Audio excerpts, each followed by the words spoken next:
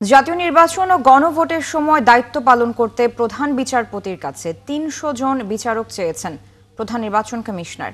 মঙ্গলবার এ নিয়ে বৈঠক করেছেন রাষ্ট্রের গুরুত্বপূর্ণ দুই ব্যক্তি। পরে সিইসি জানান, সহযোগিতার আশ্বাস দিয়েছেন প্রধান বিচারপতি। আর কমিশন নির্বাচনের ট্রেনে উঠে গেছে বলে মন্তব্য করেন সিইসি। ফারজানা আক্তারের প্রতিবেদন।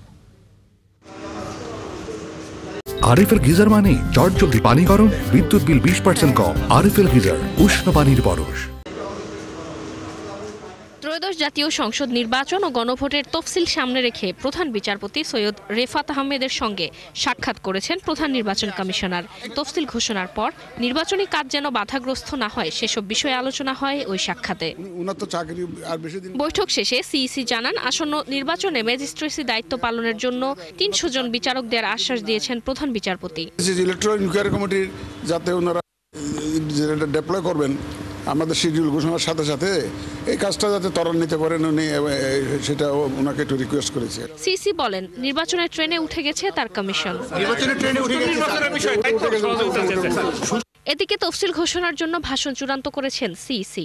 বুধবার রাষ্ট্রপতির সাথে সাক্ষাৎ শেষে সন্ধ্যায় অথবা বৃহস্পতিবার যে কোনো সময় ত্রয়োদশ জাতীয় সংসদ নির্বাচন ও গণভোটের তফসিল ঘোষণা করা হতে পারে। ফারজানা আক্তার, ৭১, ঢাকা।